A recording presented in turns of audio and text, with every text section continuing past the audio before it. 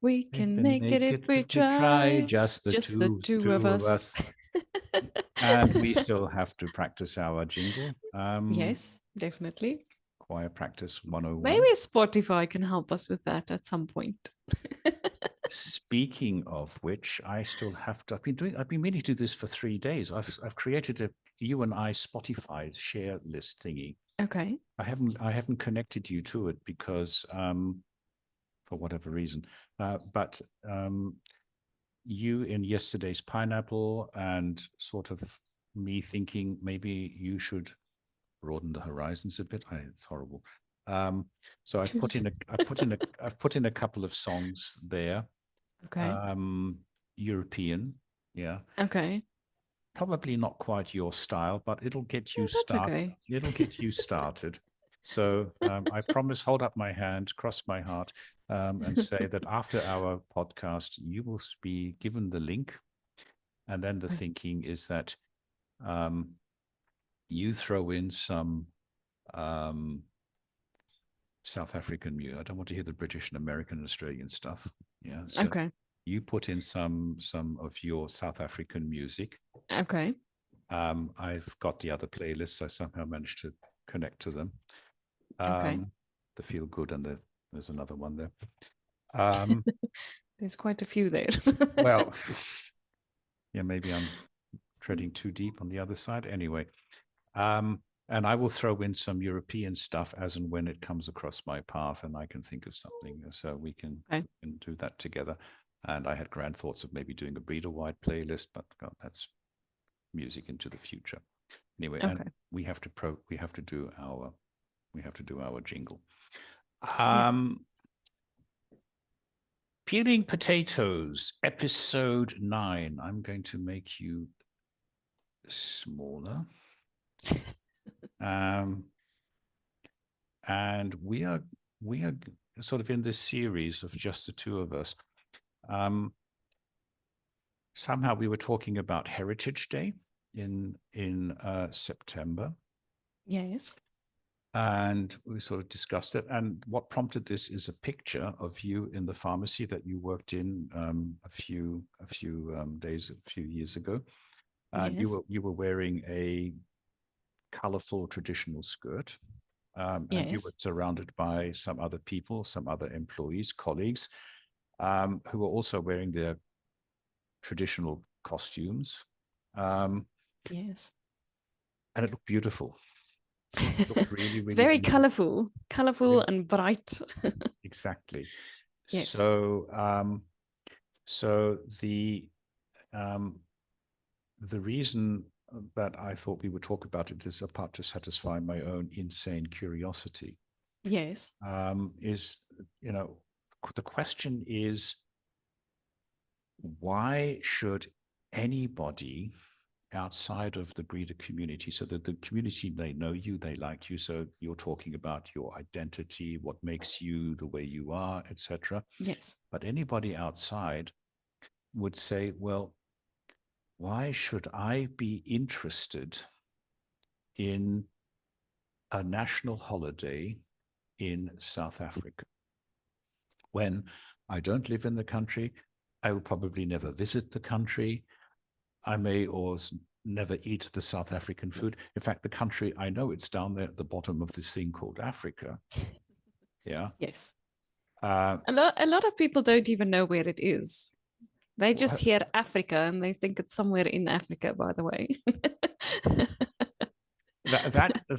that reminds me of a story that in my previous life, I used to work at the London Hilton on Park Lane, Yes. one of the most expensive hotels in the UK. And it's a 28-story building. And on top, they have a restaurant, which at my time was called the Roof Restaurant. Okay. And you cannot believe how many people would come up to the reception desk and ask, where is the Roof Restaurant? On the roof.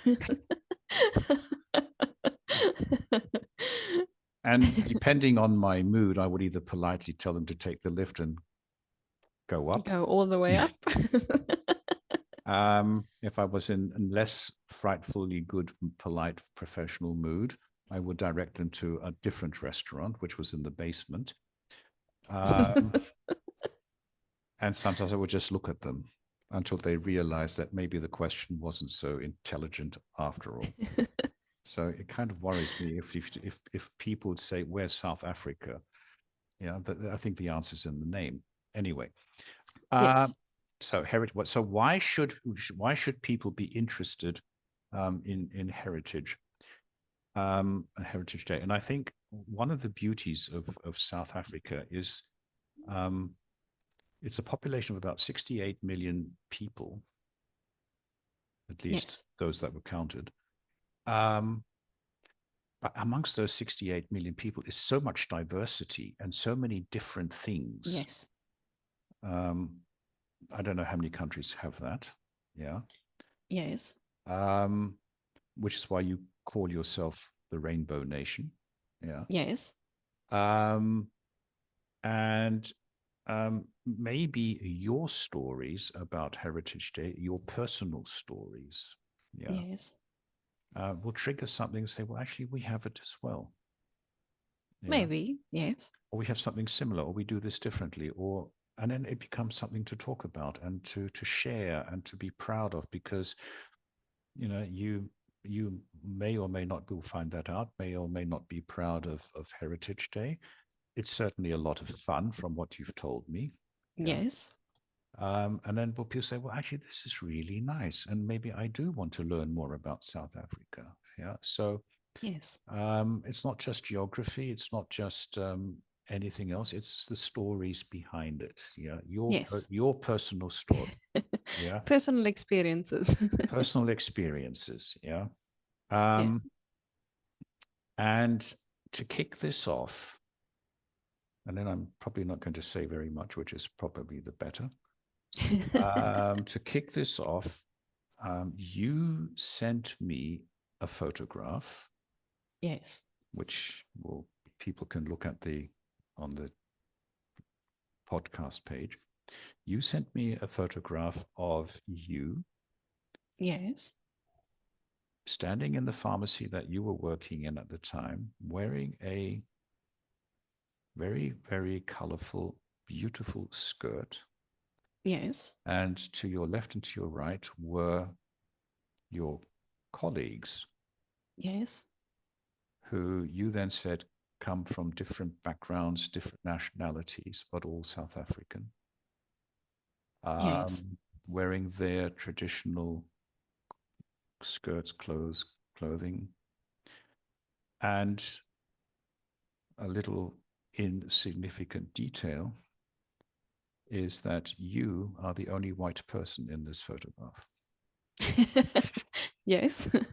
Wearing their traditional clothing, not my own.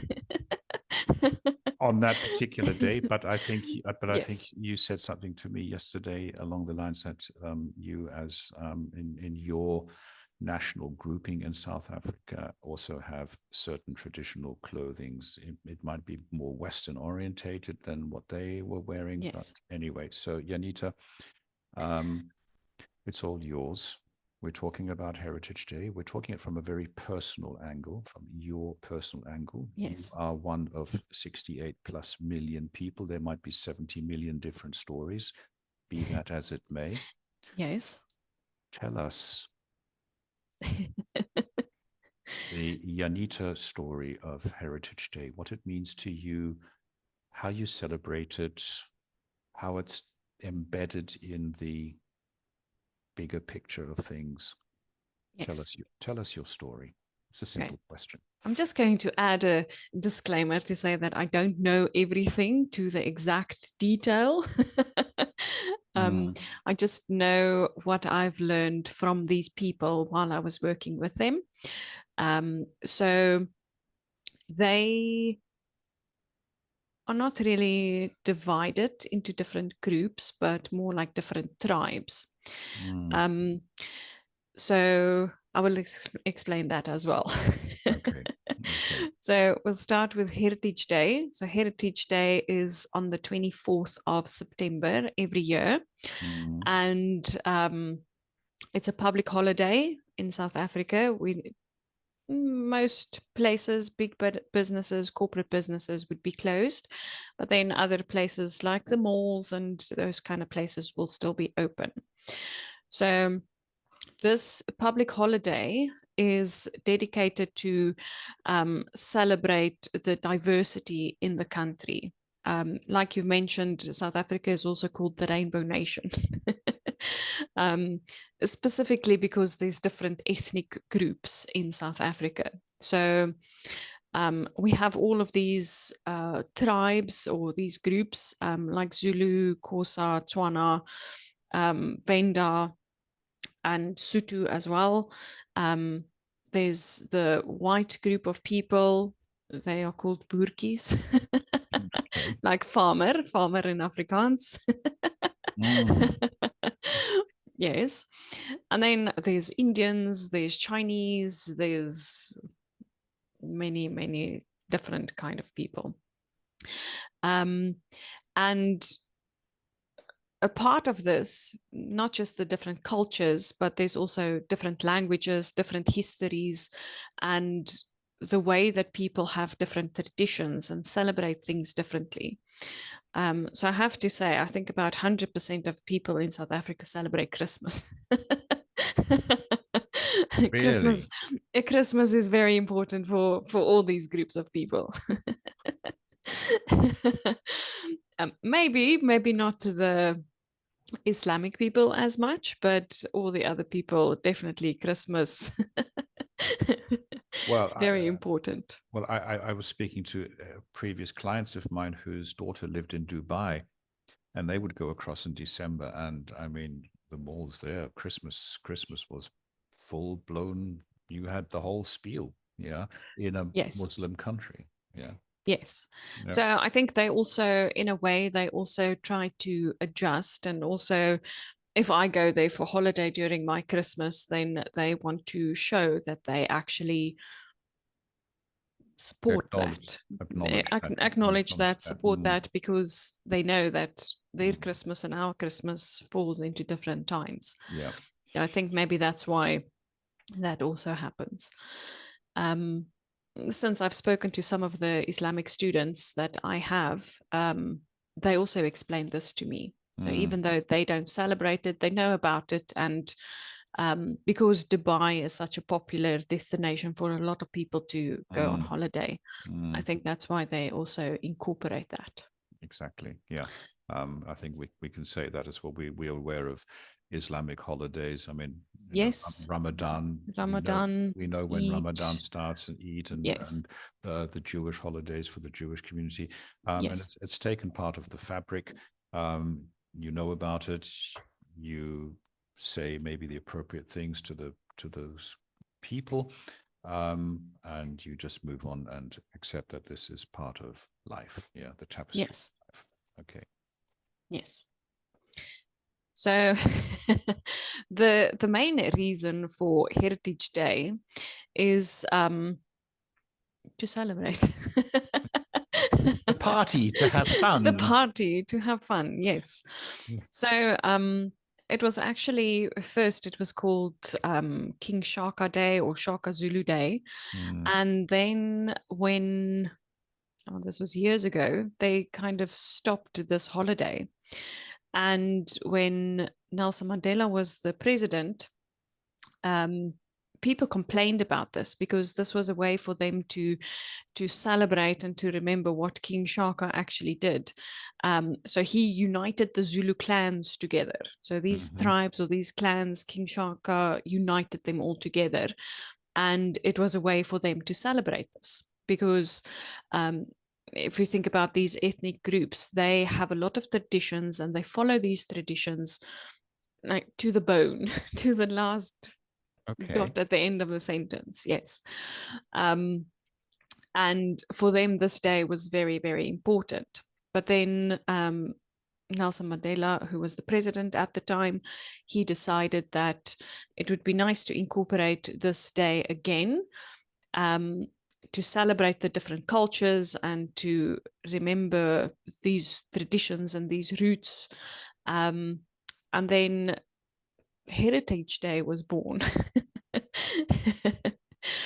So um, everyone was happy. They could still call it King Shaka Day or Shaka Zulu Day, whatever they decide. Mm-hmm. But then it was referred to as Heritage Day. And it started with a celebration of wearing traditional clothes. So this was not as popular years ago as it is now. Um, I would say maybe 10 years, maybe 15 years Mm-hmm. that this actually grew into public spaces.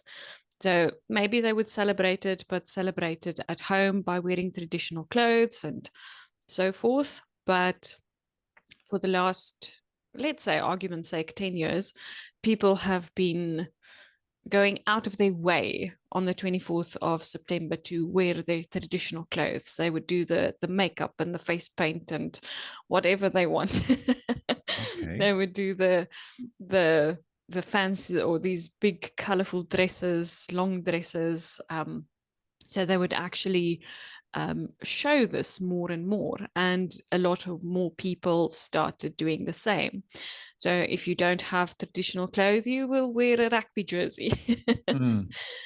Mm. So whether it's a club jersey or whether it's a Springbok rugby jersey, even cricket jersey or something, um, to show that I'm from South Africa. This is my heritage, or we are celebrating Heritage Day. So Mm. um, a Mm. lot of people have been moving into this uh, tradition or into this celebration. Mm. And then one of the other things, it's also called Braai Day. So even though not everyone refers to it as Heritage Day, but Braai Day, um, families gather, people gather, friends to have a barbecue. Mm. Okay, so jokingly, it's called National Braai Day because everyone braais. You can smell the neighbors having a barbecue. Or they conversely probably smell that you guys are having a Yes, barbecue as well. Yes. yes, we Yeah. can smell everyone's barbecues. Mm. And then for like companies, like big corporate companies, they are usually closed on this day. But something that I remembered this morning was that companies also have barbecues. So Okay. I've been thinking about the different places that I worked with, and they have actual barbecues to have a braai. Wow. Yes. Wow. So a lot of companies on a Friday afternoon, they would have a barbecue for their employees just to say thank you or just to relax before the weekend starts. Um, they don't do this all the time, maybe once a month. Some of them do it every week. Um, At so company expense. So somebody would, or it is depends. or is it like BYO, like you described a couple of months ago? Yes. Everybody brings their own meat, and then No, no. So what they would do in these situations, sometimes the company would pay it or the boss okay. would pay it. If Mm. it's the boss's birthday, maybe he will make sure that everyone has a barbecue, Okay. a piece of meat. Mm. Um, and then if it's a larger company or maybe like on National Braai Day, they will just ask everyone to club in to give a little bit of money so they could buy meat and whatever, Mm. and everyone can have a Okay. barbecue. Okay. Yes. Um, so even the schools and different communities have cultural events. Um, I don't think the schools are open on that day because it's a national holiday. Mm. But the day before or the day after, depending on the time of the week, they would also let the kids wear their traditional clothes to school. Mm. Okay. All right. Yes. So to put the significance of this day into context, so this year it falls on a Wednesday. Um, so if I were to come to you and say, "Can we do this and this?" I would be showing cultural insensitivity because you will probably be in the garden with your family, dancing around your braai. Um, That aside, you would probably say, no, it's Heritage Day or Pride Day. Leave me alone. I am not going to be available for anything. We're going to celebrate being. I'm going to invite you to come have a barbecue with us. Oh, well, how can I say no? Exactly. Yeah. Forget about the work. We can do work later. We'll have fun for now. We could actually do a virtual barbecue. Yes. We could do that. Yes. Hook a camera over your barbecue, and I could September the 24th. We'll get dark reasonably early here. Let's do that. Okay. Let's do that. We can do a Okay. virtual barbecue. We can do a virtual barbecue, 9,000 kilometers apart. Yes. We'll have to coordinate. I've got to get the right meat, and because you also said, in some context and all of this pre-discussion of this topic, the amazing food that these different ethnic. So Yes. let me start with some definitions because again, I'm sort of being very PC here. You call the Zulus and all these groupings of people tribes. Now, when I Yes.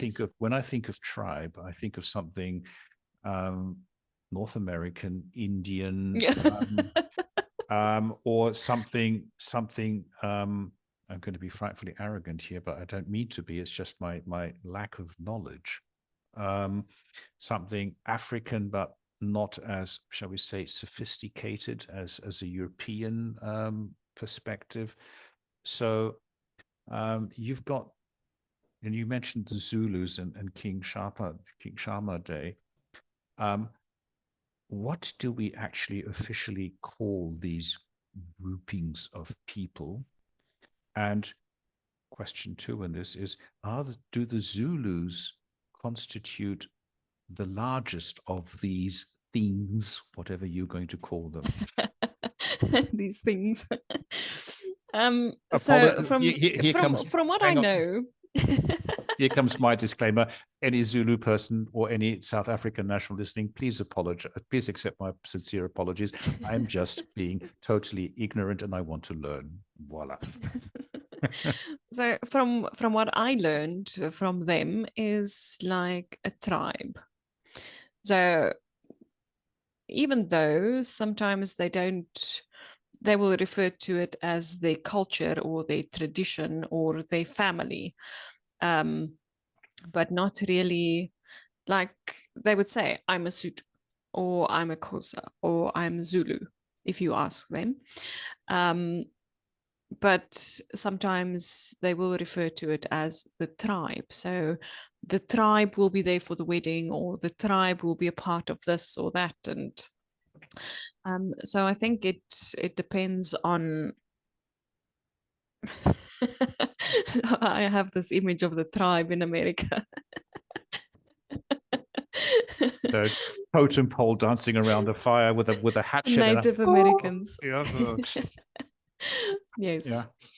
Um, in a way, it's similar. um, because the Native Americans, if you think about them now, they also adopted to different things. They don't dance around the poles as much as they used to, in my opinion. So I think in a way it's kind of similar to those tribes, but also adapted, also changed as obviously the world changed. Mm. Um, so if I think about it like a formal application form for something, you have to complete it with your ethnic group. So then you have to write what ethnic group you are, but it's just divided into black, white, or Indian, for example. And then other, if you want to write other, if you want to specify more, or maybe if you are German or Italian living in South Africa. Okay. Yes. So. All right. Okay. That's a difficult question to answer because I don't think that there's actually an official name to call them. Mhm. But from what I've learned, it would be tribe. Okay. All right. So what I'd like you to do is sort of to from your perspective, from your tribe. My tribe. Okay. No. So one thing that and I think the beauty of this conversation is it's actually incredibly simple, but at the same time very complex. Um, Yes. because you've got this country with an enormous diversity. Yes. Um, and I'm going to keep politics right out of this discussion because that's a totally different ball Yeah, we game. don't want to go there. We do not want to go there at all. But let's look at it from a human perspective. Um, and and I feel really clumsy doing this, but I'm going to go for it. Can you tell which tribe a person comes from? No. No, unless they are wearing their traditional clothing. If they wear their traditional clothing and if I hear them speak their language, I might be able to tell you what they are talking. But if you see their traditional clothes, that's an easy way to tell that, oh, that person is Zulu or that person is Sutu. If I think about my neighbors, for example, neighbors on the side, they are Zulu. So they actually come from KwaZulu Natal. That's Durban side in South Africa. Mm-hmm. So um, South Africa is divided into 9 provinces. So we have Limpopo, Mpumalanga, there's KwaZulu Natal, Gauteng, where I live. There's the Eastern Cape, the Western Cape, the Free State, and so these people kind of come from different parts, from different provinces. So the Zulus are mostly from KwaZulu Natal, but there's places in the Eastern Cape that also has the Zulu people. And obviously they spread into different parts as well, into different parts of the country, but origin would be KwaZulu Natal. So my next door neighbor, I know she's Zulu. I've spoken to her. I know she comes from KwaZulu Natal.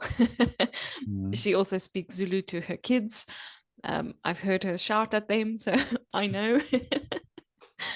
But then if I think about my neighbor across the street, he's also black. I don't know what he is. He speaks perfect Afrikaans. He speaks perfect English. I've never heard him shout at anyone in his language. um, so I can't even guess. I can't even guess to say, I think that maybe he's Zulu or I think that maybe he's Sutu. I don't know. Okay, so let's narrow this down to you and your Zulu neighbor. Yes. Extend my regards to her, and if she could one day make a recording of her shouting at her children, I would love to hear it because it sounds incredibly musical to my ears. When you pronounce these names, it's like music. It's almost like a pop song or an opera or something like that. So Yes. someone getting angry and shouting at their kid because they have done something wrong. Yes. Can the kid do more, please? Because I want to hear this. I'm sure they want to record me too. Well, so um, so your neighbor is Zulu family living next to you. Yes. They speak in their own language. Yes. And now we come to an interesting part. You speak Afrikaans with your family. She will Yes. speak Zulu with her family. Yes. She may or may not understand any Afrikaans. You understand a little bit or speak a little bit of Zulu. or maybe she speaks a lot of Afrikaans. I don't know. We'll come to that. And English is sort of the unifying, well, no, not the unifying, the uniting language, because Yes. it is one of what, 11 national languages. Yes. So, Yes, we so, have 11 official languages in South Africa. so in your day-to-day life, can you unpick this for us? Because I have visions of a form, an official, let's say you have to apply for a passport or a driver's license or something like that, that this application form comes Yes. in 11 versions, depending which tribe, I still don't like that word, which tribe you belong to. We So can how say cultural group. cultural group, that's too long. CG. How does this mixture of 11 different official languages work its way through in your everyday life? Okay, that is easier to answer. So, okay, we have 11 official languages in South Africa. There's Zulu, there's Xhosa, there's Afrikaans and English. There's Pedi, there's Tswana, there's Sotho, there's Tonga. There's also Venda, Ndebele, and Swazi. Oh, Swati, sorry, Swati. And when we communicate with each other, me and my neighbor, we will speak in English to each other. Because she speaks Zulu and English. Maybe she can understand some of the others, like Sotho, maybe. But as for Afrikaans, I've heard them practice Afrikaans for school. I'm making sentences for school, doing Afrikaans homework. Okay. And it's a bit of a struggle. Okay, No, but no when you comment. no comment. So when you complete official application forms, let's say you have to renew your driver's license, or you have to renew your passport, or you have to open a bank account, or anything official, that would be in English. They give you an option to tick your home language, or to write your home language, whether it's Afrikaans or Xhosa or Zulu or whichever language. They give you the option to include that, but most of the communication will be in English. Medical aids, even though you tick Afrikaans, they send it in English. All the official documentations, contracts, all of those things in English, so that everyone can understand it. Okay. So, yes. But your son goes Yes. to an Afrikaans, if I got this right, Yes. he goes to an Afrikaans school. Yes. His lessons are all, his lessons are all in Afrikaans. And for want Yes. of a better word, English will actually be a foreign language for him, even though it is one of 11 official languages, and the whole government and all the media and all the radio stations, as far as I'm learning this, it's all in English. Yes. So in the school, Afrikaans will be the first language, and English will be a second language. Okay, so he will, from next year, he will start learning English and make English sentences and read English stories. So that's where the split comes in. He understands English. He can speak English now. Maybe not perfect, but sometimes he pretends to be a teacher, and he would sit in front of the camera with the headsets and, what's your favorite teddy bear? Or what's your favorite color? What's your favorite food? I actually have a video of him doing that somewhere, but and then he would take the note and he would make the notes. He would write something down, Okay. even though he can't write, but he'll try. So he knows English and he knows Afrikaans, and in school he will learn Afrikaans will be the first language and English will be the second language. In other schools, it depends on the structure that they use, but they would also have, let's say, Zulu as the first language and English as the second language. And in some schools, they will have Afrikaans as well. But that's also another whole different thing. But they are trying to phase out Afrikaans in some schools to make them either completely English or maybe one of the other languages, Zulu, Sotho, Xhosa. But that's an that's politics, complications, different wow. stories. Wow. Yes. Okay. I don't want to expand on that. No, I'm not going to. I'm not going to. At least on air. But Yes. I see the potential conflicts are already on that one on the Yes. horizon, and we're not going to go Yes. there. We have similar things here in Europe. But Yes. okay. So as a kid, let's go back to your own childhood. How did you, when you went through school yourself, you learned you went to an Afrikaans school. You did your matric in Afrikaans. Yes. English was a foreign language or second language for you. Yes. Did you at any point learn any of the other languages, Zulu or, I'm sorry, I'm not going to even attempt to Not in pronounce. school, no. In school. So how did you as a kid navigate this diversity, and what was Heritage Day for you as a kid?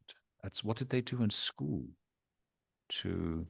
So if I think back at it now, like Heritage Day wasn't when I was in school, let's say my son's age or like 7 or 8 or 9 years Mm, old, it's not something that I can really remember. It's not mm, something that we really celebrated or something that we really did in school.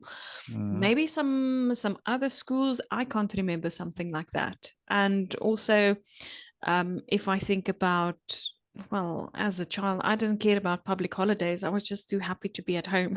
mm, No school today. exactly. Yeah. If I think about like Easter weekends, I didn't know. I know what it was. I know that it was Easter and we will have Easter eggs, but I didn't know what Mm, these days were called. mm, Um, Only one that like Easter and Christmas because it's kind of big.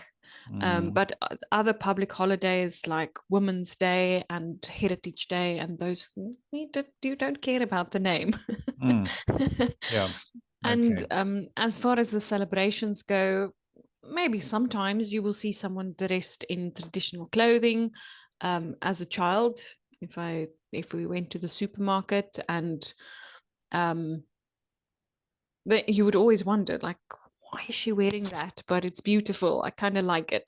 Mm, Why is he wearing that? That's strange. mm, So, not really knowing about these things, not really taking it into consideration or what this is about. I think um, that was just the way it is. And um, when I was a child, it was also, I think, because apartheid ended in 1994, or like officially ended in those mm, times, I was only 4 years old. mm, So fast forward 3 or 4 years later, there was still some kind of division in the country. mm, So let's say white people will live in this part of the country or this part of the town, and black people will live in that part of the town, mm, where only recently, maybe not recently, let's say 5 years ago or mm, 10 years ago, it started mixing. So at the moment, I have two black neighbors, which is fine. We get mm, along with each other. We don't complain about each other or make noise to bother each mm, other or anything like mm, that. Um, and in other neighborhoods as well. mm. Um, I was recently just scrolling through some of the housing that's available, maybe Yeah. seeing for it, looking for a different place to rent, Mm, or maybe for a place to buy. And there's a lot of houses that you can see that was kind of um, maybe built by a Black person. Mm. They are very creative, very, very creative, and they have beautiful homes. Mm-hmm. um, because they know how to do this at a cost-effective way, and they create these beautiful, beautiful houses. And you can see the difference between what the houses look like now and the difference in how they build houses. They like some of the people I worked with explained this as well. They like expensive things. So they will buy like Nike shoes and, let's say, Guess jeans and like expensive clothes. Um, they will eat bread for the rest of the month as long as they can have Nike shoes. Okay. Okay. Well, that, yeah. um, and they like white shoes very much, which I have no problem with, and they know how to keep it white. Well, I'd like to know the secret to that. You know. Me too.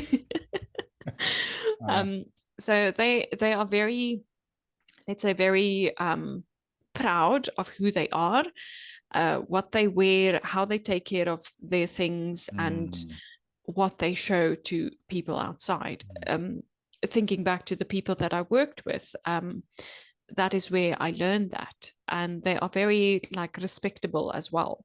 mm. Yeah. Um, the two things come to mind.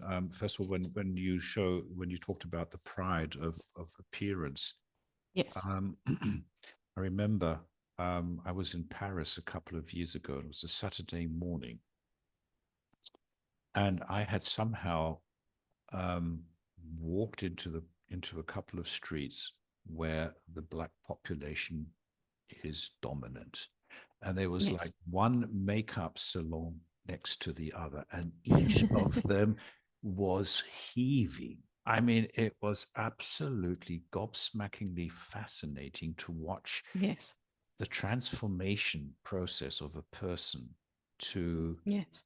to prepare for a Saturday night out. And this is Paris. Yes. This is not even Africa, but it's sort of Yes.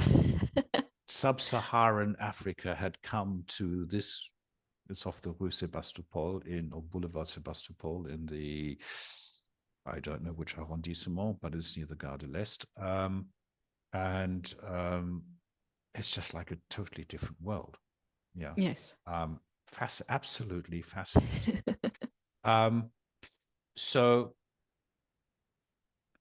as a woman, when you go shopping, clothes shopping, would you make a conscious effort, thinking process, choosing process to buy something which reflects the ethnic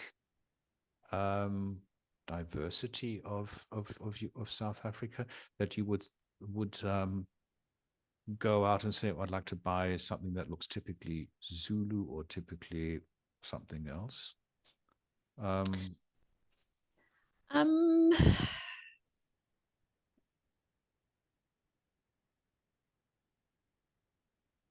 no.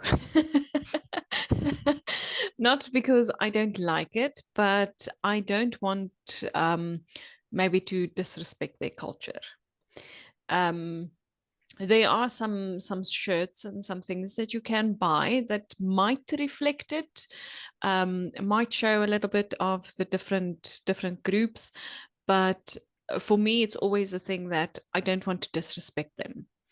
The same if I think about an Islamic person who wears the hijab. mm, um, you don't want to do the same mm, because you don't want to disrespect their culture or their religion even. The same with these people. So if I think back to the heritage days that I celebrated at the pharmacy, there were 3 in total. So the first one was I wore my jeans and I wore a khaki button shirt, mm-hmm, and I stuck with that. mm, And then one of the other ladies came and she gave me some of her beads.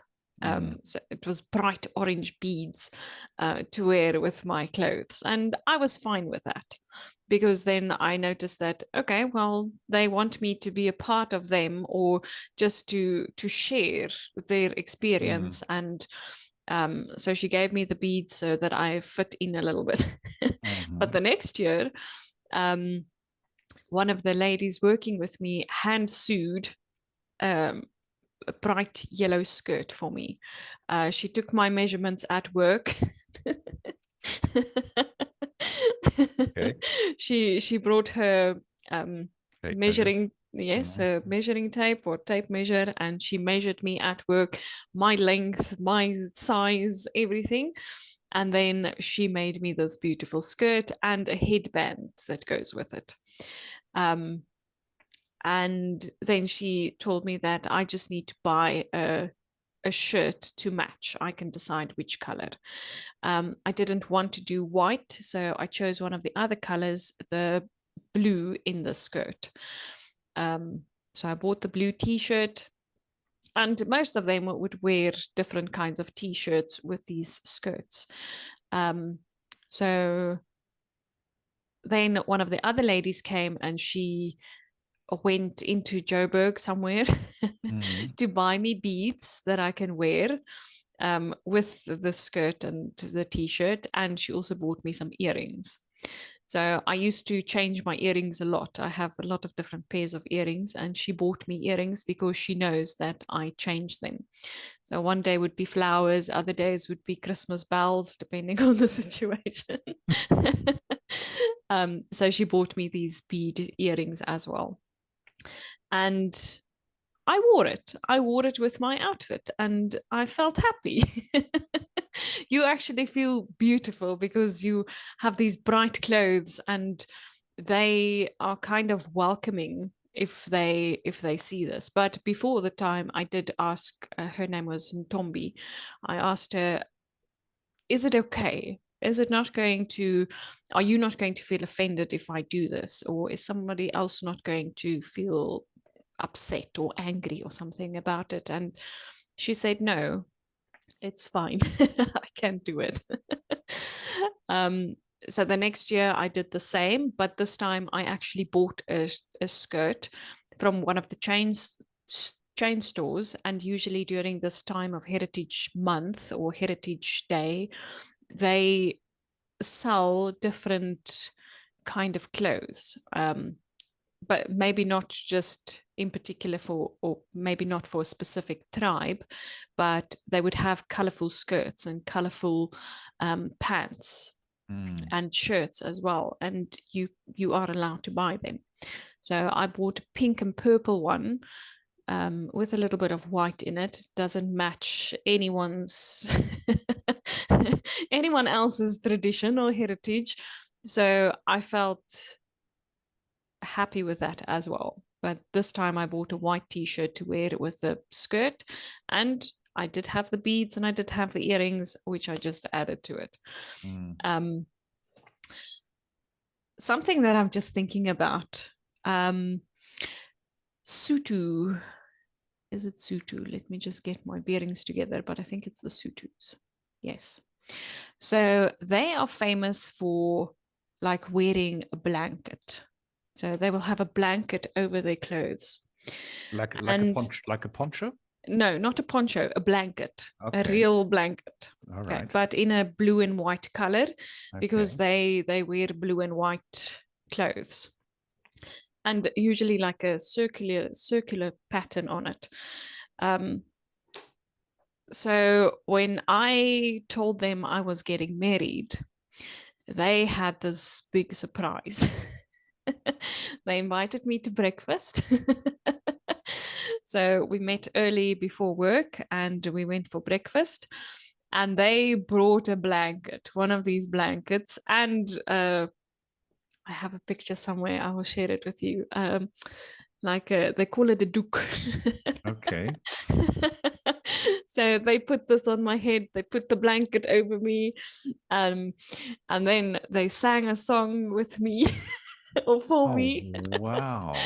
Yes. I just remember that with this heavy blanket, and it was so hot.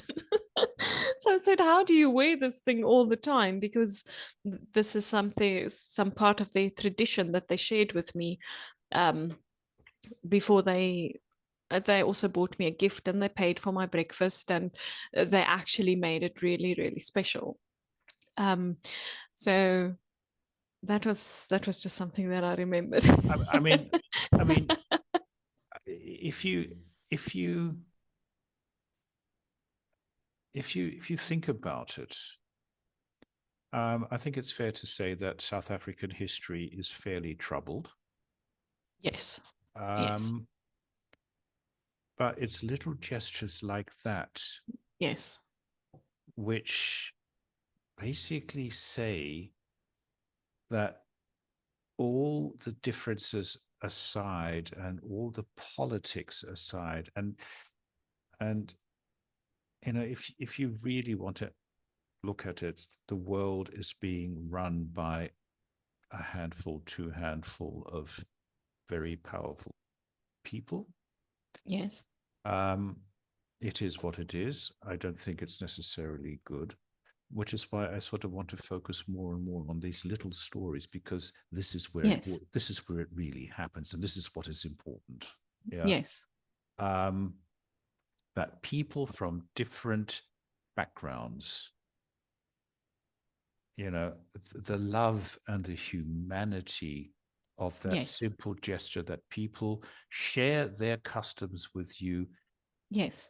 get you this blanket. It's a hot, I know when you got married, so it's It's your early, November. It was it's November. summer. Exactly. Yeah, the irony of it is it's 4 weeks before our wedding anniversary. We got married on the 28th of December, but it was a freezing cold day. Um, but somebody, comes out from and wants to share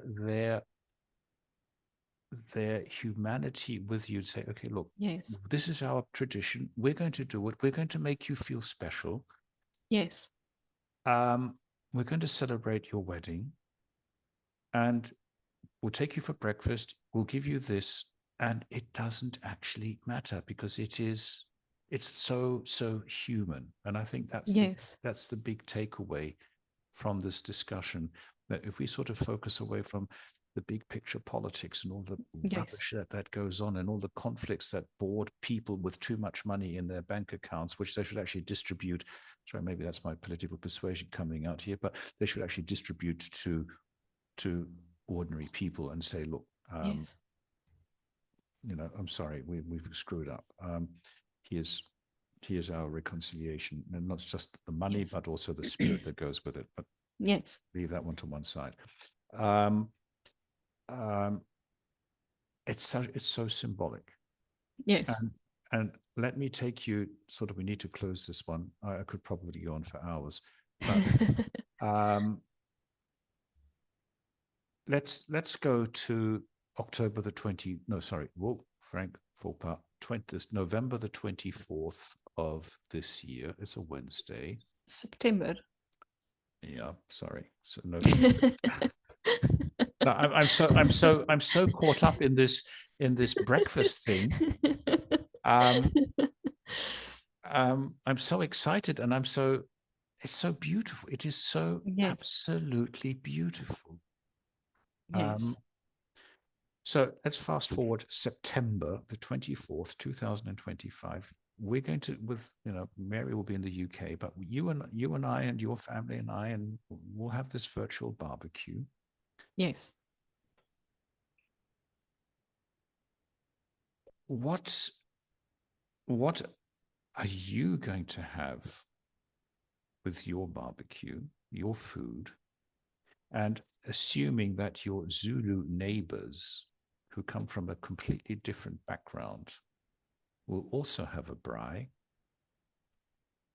The meat might be the same, but what else would I find on their plate, on your plate?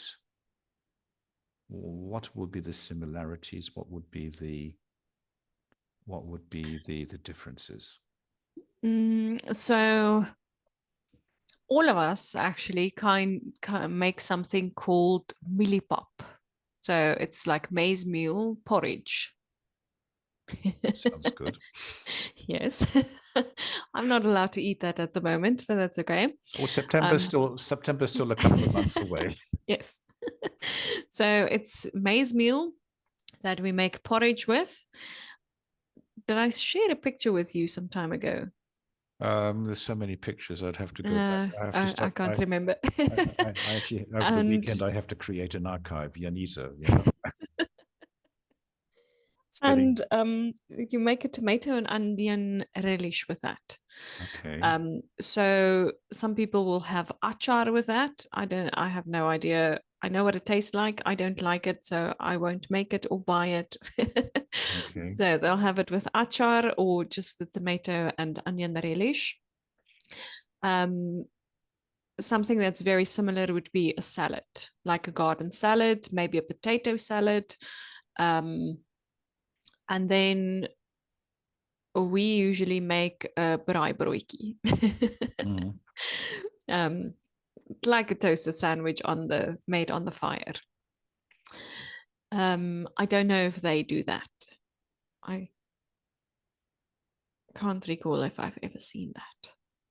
Okay. But if I think about my experience in Soweto, where we also had this barbecue with it was the millipap, the maize meal Mm. porridge with the relish. There was achar on the side, and then it was also a potato salad and a mixed garden salad. Okay. So Okay. the similarities are there. Maybe taken from from everywhere, little bits of Mm. pieces from everywhere. Mm. Mm. Okay. Yes. I suppose you talked about this Soweto um, evening. It still sticks in my head, and you sent me a couple of pictures yesterday or the day before, Yes. um, and as if I've got about a million questions, like what are these tall tower things? They look like power They are stations. they are called, yes. Yes, it's old power stations and they are called the Soweto Towers. So Right. they are painted with those beautiful pictures on them. Yeah. Mm. And you can actually go there and bungee jump from them. Not something that I would do, but you can No, go no, bungee no, jumping. no. I don't think that fills me with excitement either. No. Uh, um, um, and I wrote back, said to the unsuspecting person, it looks like, you're sitting there, there's a couple, little cafe type thing, and you're sitting there with your friend, and it all looks really quite normal. And to the unsuspecting person, you would not comprehend that this might be a place you do not go to. That Yes. that said, Heritage Day being what it is, Yes. I would assume that it would be safe for me to go and experience Heritage Day in Soweto because it is this national day. That is the European naive It could. person. But specific places. Okay. Maybe the towers would be a safe place to be. Um, you are going to get some stares and like, who are you? What are you doing here? I'm used to, well, story of my life, so I'm We used don't to that. know you. Mhm. um, but I think that should be a safe place to be. Okay. Um, we're running out of time. I feel as though I have totally inadequately asked the wrong questions. I've only scratched the surface. There's a lot more to be unpicked and unearthed and Yes. discovered, but you're not going anywhere. I'm not going anywhere. I think this has been a fascinating introduction um, Yes. in your personal experience and journey of Heritage Day. Um, and if we do get this virtual barbecue um, off the ground on the 24th of September, Frank, um, it would be, I think, an honor. Um, as I've been telling you, I've sort of discovered this YouTube channel where they take pictures of, or the little films of different parts of South Africa on one given day. Yes. Um, and it is absolutely fascinating. Yeah, Yes. how different the country is, and you get sort of um, uh, a bird's eye view as realistically as you can from 9,000 kilometers away. Yes. Um, I've got one final question. Um, Yes. you sent me um, the video of you and your husband going to the Springboks South Africa rugby game, Oh, yes. whenever that was, um, and you all singing the South African national anthem. Yes. Um, I presume, and a lot of people, like in the United States, their hands on their hearts. Yes. I presume, because there was one voice like singing slightly out of tune, that you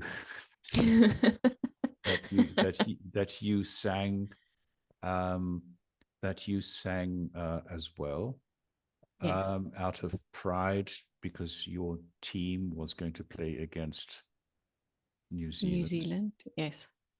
Um, and as someone who has a very diluted sense of nationality, would you say that you are proud to be South African? And what does that actually mean to you? I would say yes. I would definitely say yes. And I think it is maybe because I was born here, maybe I grew up here. Um, maybe it's easy to get along with other people in the country. You know about the different groups, you respect them, they respect you. There are a few bad apples as well. As everywhere. And maybe like that would be the kinds of people that make it dangerous to live in South Africa at some points, but some parts. But I would say yes. I am really proud to be South African and to be a part of this, let's say, diversity, this the variety of different cultures and different things. And um, I do understand the part of apartheid that's still playing a big role in a lot of people's lives, and they still hammer about it all the time. Um, but I think if you can look past that and accept that that was in the past, it's over, it's done, you need to find a way to move forward. I think that can really make a big difference. But to think about my neighbors, we all live next to each other respectfully. If they need help, I will help them. If I need help, they will help me. um, my neighbor, her car broke down at the side of the road maybe 3 or 4 months ago. My husband was driving past her and he stopped and asked her if everything was okay. Did she need any help? And she said no, she's fine. She's waiting for someone to come and help her. Um, so he waited a little bit until the people that she phoned came. And if you drive past them in the street, they will wave at you. Mm. And generally, there's a lot of friendly people in South Africa. Um, some people might have a bad day, but most of the time they are friendly and caring towards each other, even though there's this whole, let's say, political weight hanging around. Um, but all in all, it's a lovely place to be. I second that. I've never been there.